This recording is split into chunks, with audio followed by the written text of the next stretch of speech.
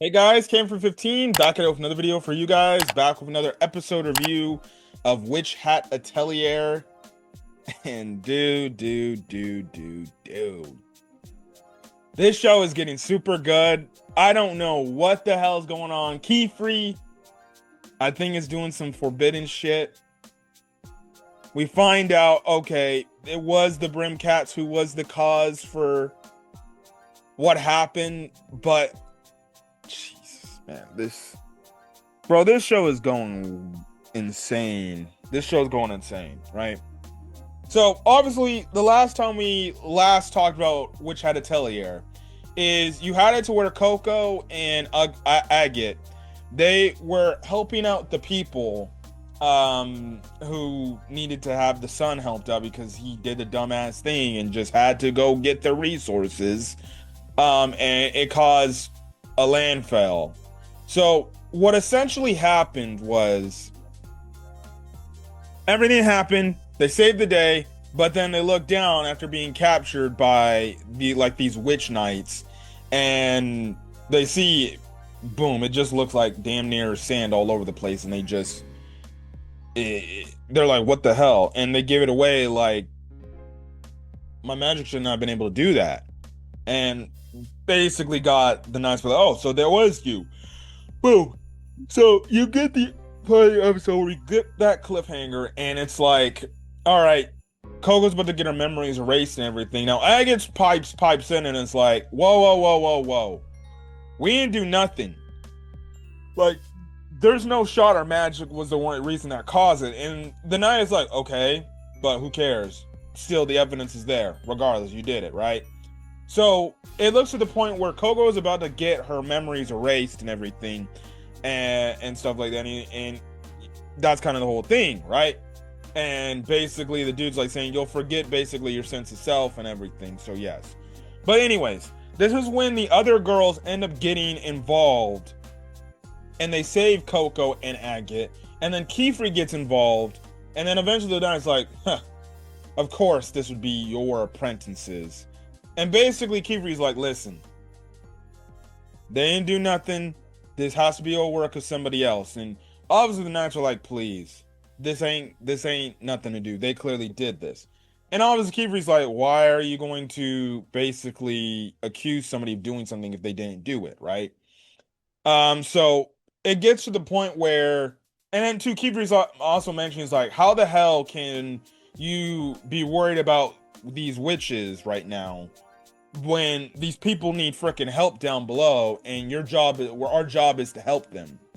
So they manage to take care of these people and everything. You then have the damn beggar of a fucking father, bro. He's like, come on, you can't, the one witch knight is like, okay, he's gonna have to come with us to be healed and get the proper treatment. And the fucking father, dude, instead of, again, like I said it last week, like when he was pressuring Agate to do something, this fucking guy just didn't want to just take a chill pill, take three deep breaths and chillax and analyze the situation and just be like, okay, what the hell is just going on? I need to help my son, right? And it takes it till the freaking knight tells him like, dude, no, I can't use my magic to fucking fix his body. So you're gonna have to be patient. Your son's gonna have to get the regular treatment. And at first, I thought the guy was gonna be upset. He's like, I hate you witches. You witches are liars and everything about what you all do and everything. No, he was actually contending. He's like, okay, just take care of him, please. So this damn father was worried freaking sick. If anything, once the son is back away, the father needs to chew his damn son out and say, you need to listen to what I tell you to do. He should be acting like this on his son, not on the witches who were doing their jobs the best they could. This dude freaking out over his son. I understand that's his son, and yes, as a father or a parent, you should be worried about your kid's safety like that. But at the same time, you also got to take some deep breaths and be like, hey, it's all right, it's all right. Now, maybe, again, it's in the moment and things like that, and you should be like, please, you probably be acting the same exact way. Maybe so, maybe you're right. But I did think he was a little bit too over dramatic about this thing, and honestly, I wish somebody had just fucking slapped the shit out of him and said, "Bro, wake the fuck up. Your son was the person who caused this shit. We had to clean up your son's mess."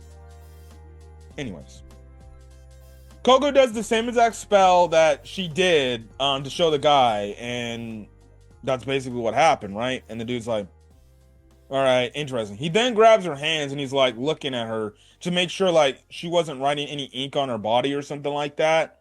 And he obviously sees like the calluses he's had, but then he gets to the point where he flips the hand over, and then Qifrey just steps in and is like, all right, I think you've done enough. I think you've seen enough. It's clear she hasn't done anything, right? And the dude's like, all right, fine. We'll let you go for now, but we're looking into this. We're going to look into this. There will be investigation. So there's that. Now, we do cut over to them, and they are actually aware of the incident that Coco actually did. They don't know it was Coco that caused that, but they do know about the incident, about the house basically encased, right? So they're thinking like, it's got to be her. She's got to have some sort of tie. There's something not adding up, right? So there's that.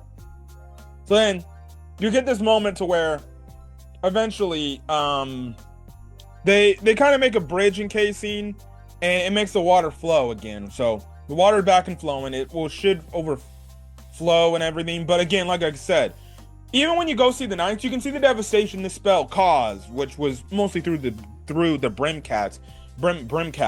It basically made a huge ass ravine and made it where there's no water in this river anymore, which is crazy damage about this forbidden magic that can be done, right? So then after that, they get this moment where Coco, Coco's walking and Qifrey sees this, right?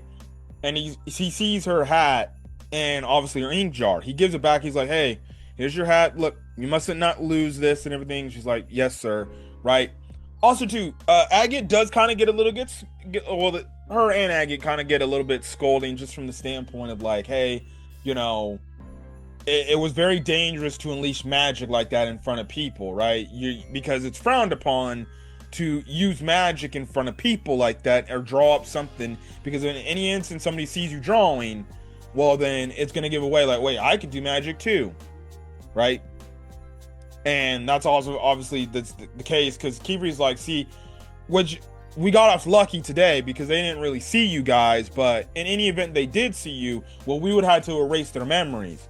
And Qifrey points out this hint saying like, look, we don't like to erase memories, mostly because it doesn't help the person. It basically erases a sense of who that person was.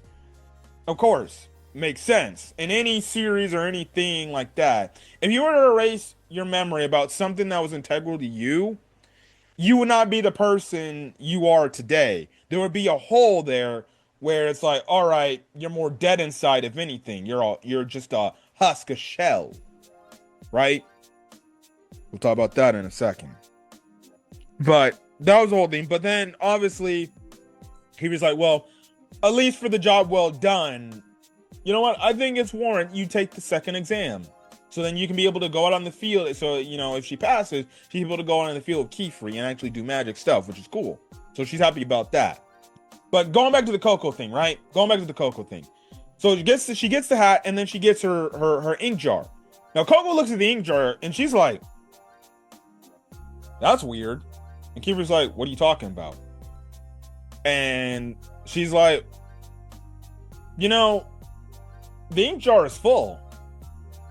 It shouldn't be full, but it's full. And I know I used ink to make the spell. And Qifrey's like, wait, what? He takes the jar and he's just looking at it. He's like, I gotta go analyze this shit. Then we come over to, I guess, an area where the brim caps are at.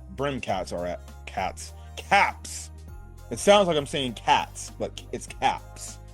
But anyways, where the brim caps are at, and you have this one dude who I'm guessing grabbed Coco's original bottle, and we find out, yes, it was the brim caps that got involved.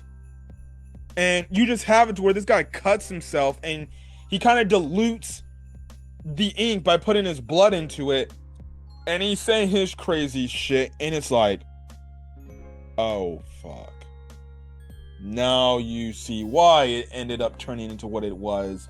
And why that simple little magic spell we saw in the other world that the other girls did for Coco, it basically made a damn, I guess you could say, drying up of the ravine area, right?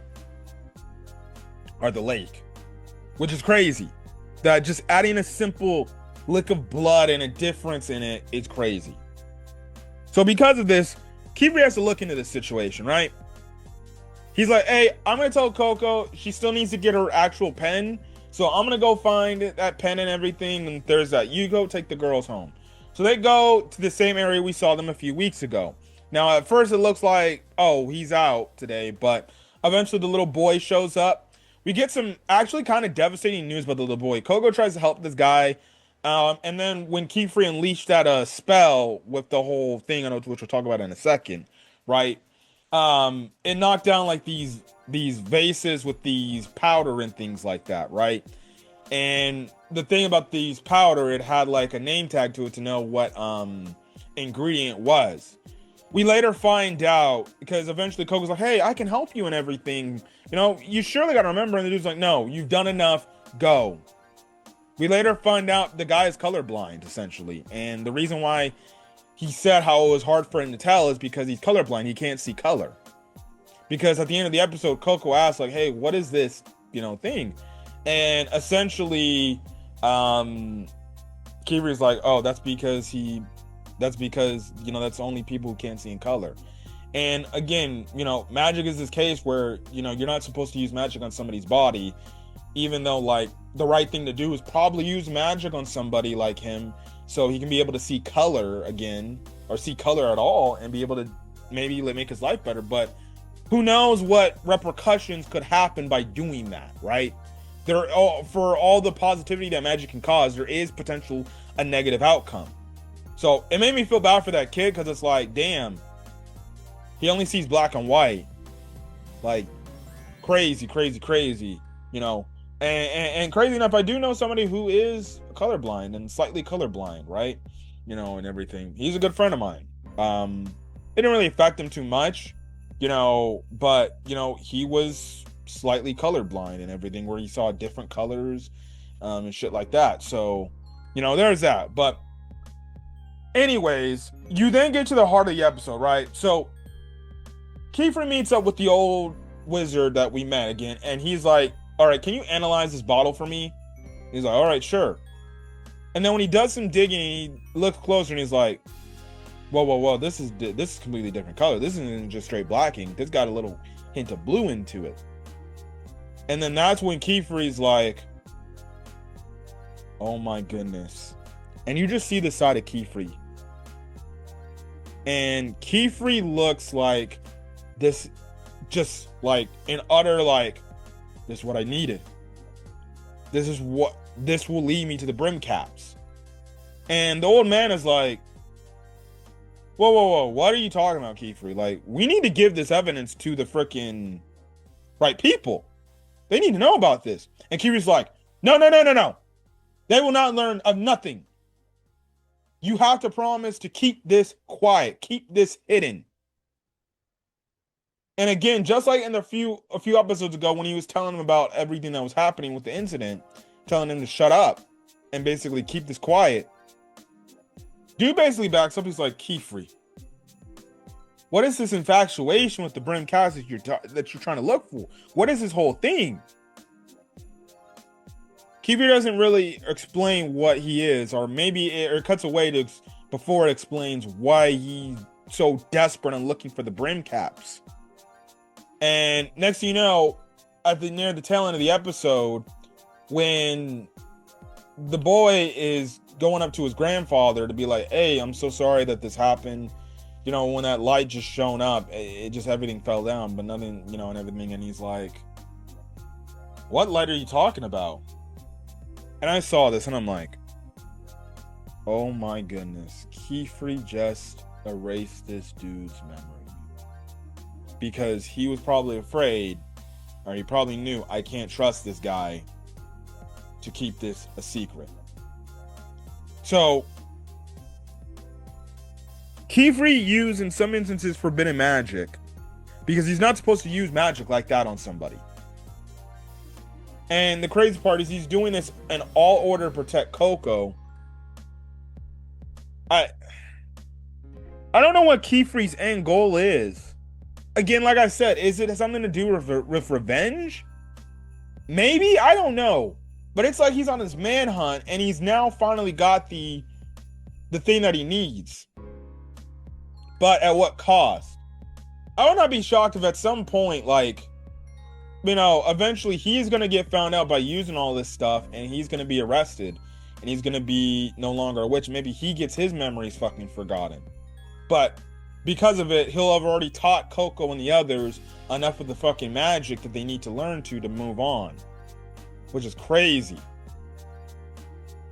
And the way Qifrey acted is just scary, bro. I don't know what his whole end goal is, but it's definitely not good. It's definitely not good. I don't know, man. But the fact that he used probably erasing memory, and who's to say, maybe the last time he threatened the guy saying, you will not tell anybody. You're the old man. You will not tell anybody of this. Who's to say that he didn't erase his memory there after that moment? But this episode was crazy. I don't know where next week's gonna go, man. But this story is heating up, and yeah, man, Qifrey on his like vigilante villain shit right now. But really damn good episode of Atelier.